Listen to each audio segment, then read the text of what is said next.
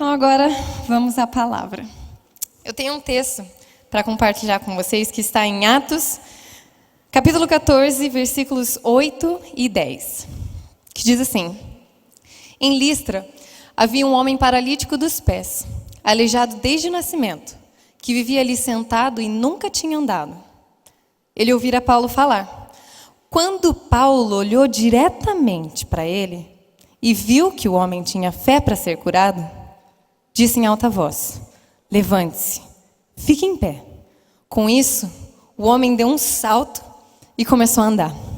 Baixe suas cabeças, vamos orar. Deus, eu te agradeço por esse dia, ó Pai. Te agradeço pela sua fidelidade. Te agradeço porque é incrível pertencer ao Senhor. Te agradeço porque, tendo sol ou chuva, o Senhor é fiel. Deus, as coisas acontecendo ou não do jeito que a gente quer, o Senhor continua sendo fiel. E por isso nós somos gratos, Pai. Usa a minha boca, Senhor. Fala aos nossos corações. Em nome de Jesus. Amém. Bom, esse texto, eu li ele... Eles são só 3 versículos, mas eu li ele milhões de vezes. Eu li ele em todo canto é língua, eu li ele em todas as versões. E eu falei, Deus, o que está acontecendo aqui? E tinha um homem que ele era aleijado dos pés. Ele não andava. E de repente, estava lá sentado, né? Óbvio, ele não conseguia andar.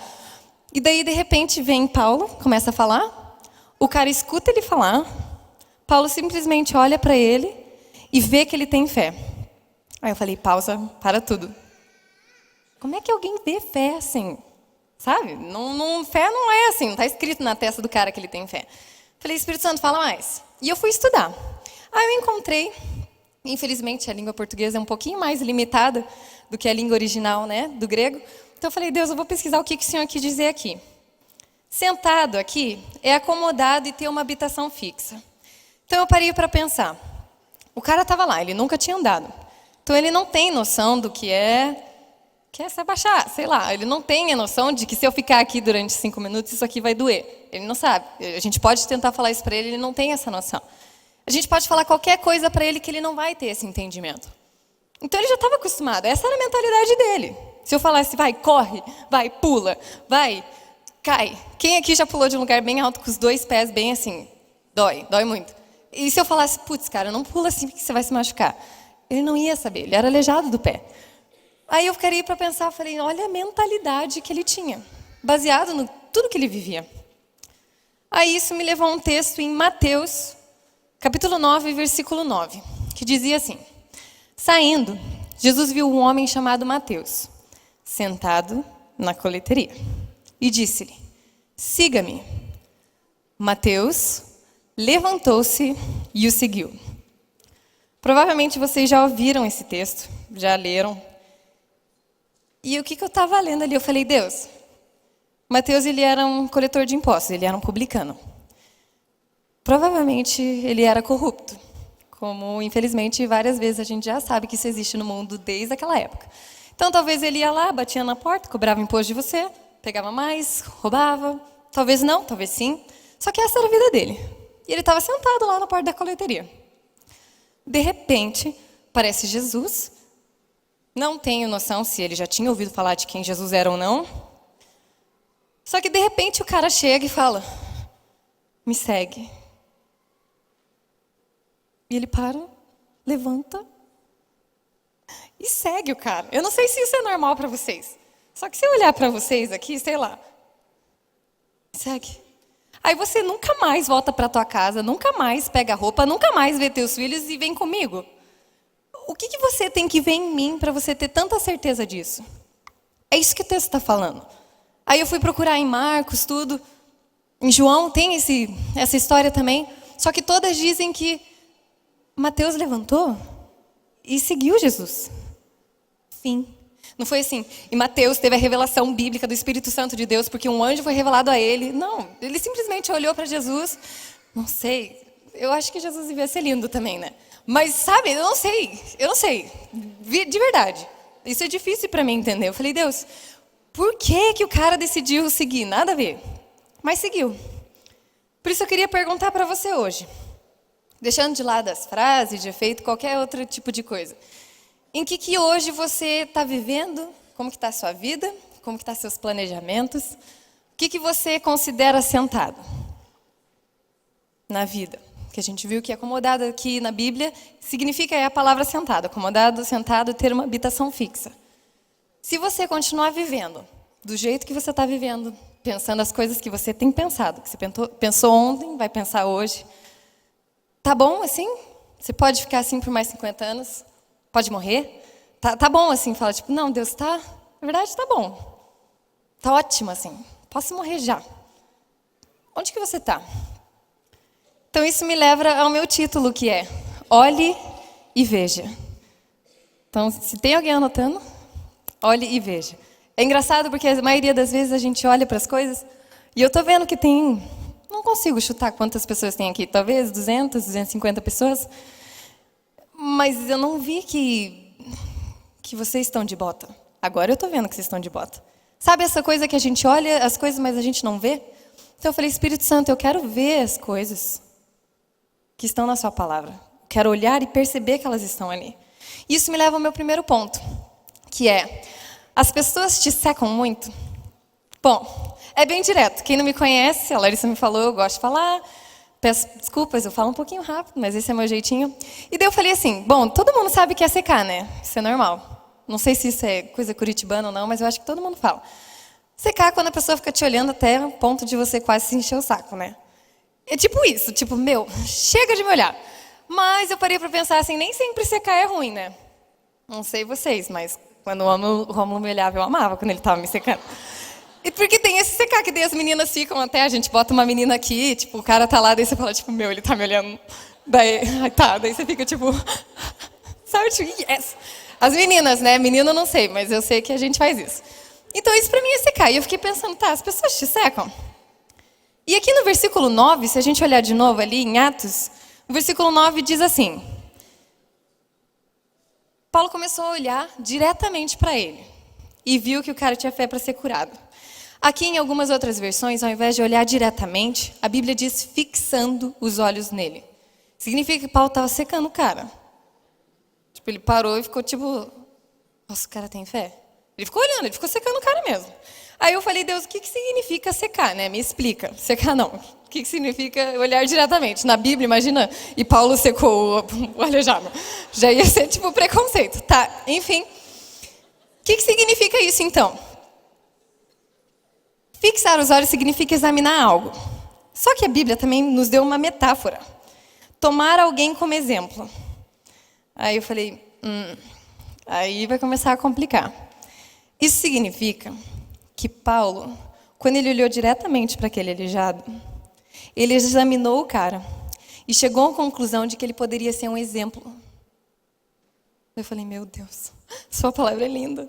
E é mesmo, porque ele olhou o cara, e de olhar o cara, aqui olhar diretamente significa tomar como exemplo. Então significa que quando Paulo estava ali, ele significa assim, eu posso tomar esse cara como exemplo. E ele viu que ele tinha fé. Então eu quero perguntar uma coisa para vocês.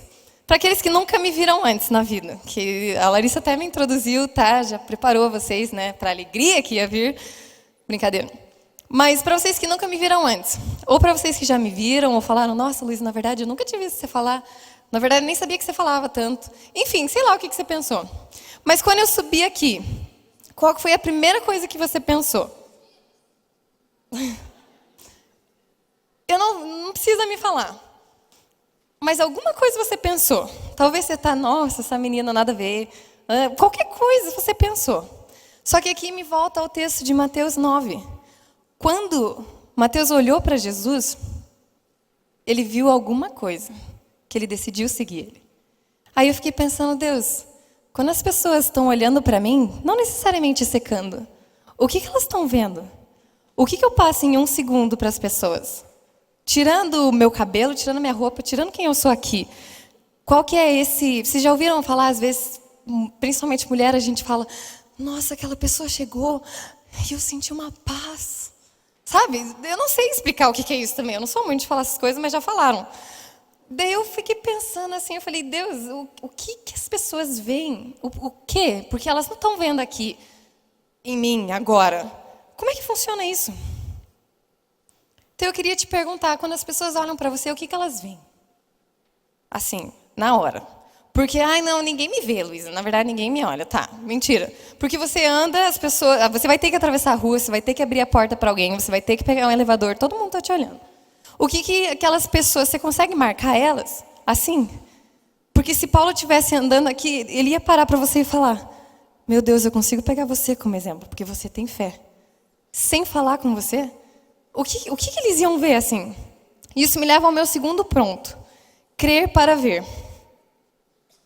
Como assim? Luísa, é ver para crer, né? Aí é que eu vou contar uma historinha para vocês, que algumas das minhas ovelhas já sabem. Teve uma vez que eu tive a oportunidade de viajar, e eles falaram assim, Luísa, vem aqui, vai ter um culto, nada a ver, que seria legal se você e o Rômulo viesse. Tá bom, daí a gente foi. A gente chegou lá, era num lugar de Los Angeles, bem chique. Daí eu tava com uma roupa, tipo, nada a ver. Falei, a gente pode entrar? Pode. Aí eu entrei e falei, meu Deus. Aí chegou um cara e falou, Luísa, vou falar pra você, porque o Rômulo, ele entende. Daí você já fala, tipo, tá, né, alguma coisa nada a ver. Daí ele falou, não, Luísa, esse lugar é um lugar onde pessoas famosas se sentem confortáveis para vir. Daí eu fiquei, tipo... Ele, não, as pessoas famosas, cantores americanos, pessoas de esporte, pessoas da TV, eles não podem ir nas igrejas, porque senão eles são assediados pelos fãs. Então eles vêm aqui, tá bom? Tá bom. Então, se você vê alguém, você não pode surtar. Tá bom? Eu falei, tipo, por que você não falou isso pro Rômulo? Claro que ele ia surtar também. Ele, não, Luísa, tá bom, eu só quero avisar vocês. E era um salão bem bonito, assim. Mais ou menos do tamanho desses dois negócios, assim. A gente sentou lá na última fileira, assim, né? Daí o Rômulo, tá, Luísa, então, tipo, não obedece o cara, né? Não vai me fazer pagar mico. Eu falei, tá bom. Daí, beleza, a gente ouviu o cara pregando lá, super de Deus, bem legal. Daí terminou. O cara falou assim, aê, Deus abençoe vocês, vou chamar não sei quem para orar. E ele foi descendo assim. Só que quando ele foi descendo, levantou um cara bem grande aqui da primeira fileira, assim, tipo, bem grande. Levantou. Aí atrás dele levantou uma pessoa bem magrela. Tipo, bem magra, assim. Daí eu olhei. Aí eu parei assim, daí eu falei, não. Mas daí eu falei, ah, tá, beleza, né? Daí atrás dele levantou uma moça, que eu tinha certeza que era ela, que é uma cantorazinha da Disney, que algumas das meninas devem conhecer, chamada Selena Gomez.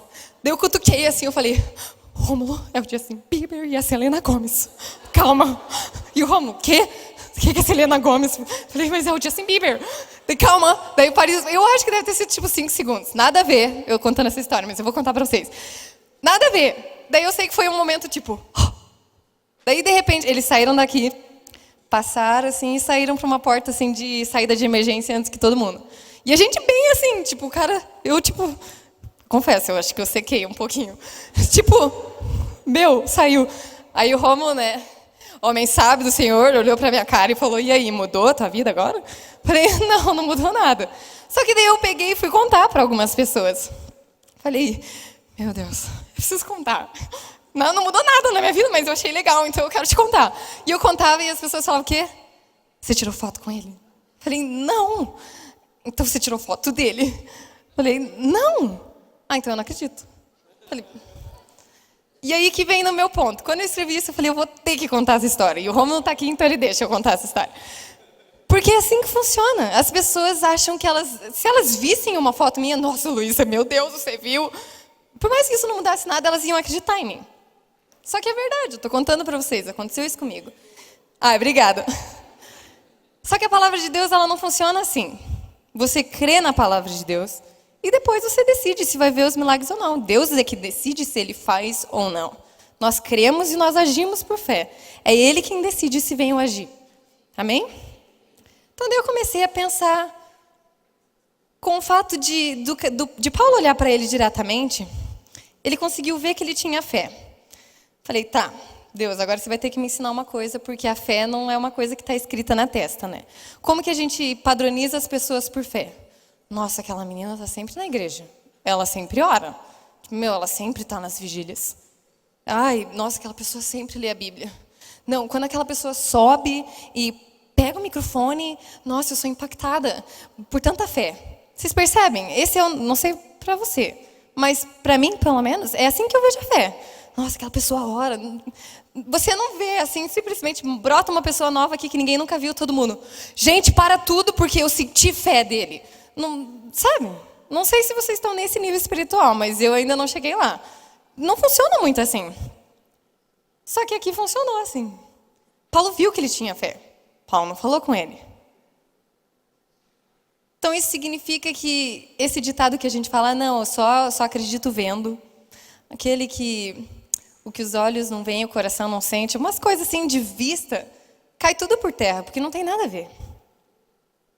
Só que aqui Paulo, isso que o Espírito Santo falou para mim, Paulo sabia em quem ele cria. Ele tinha certeza.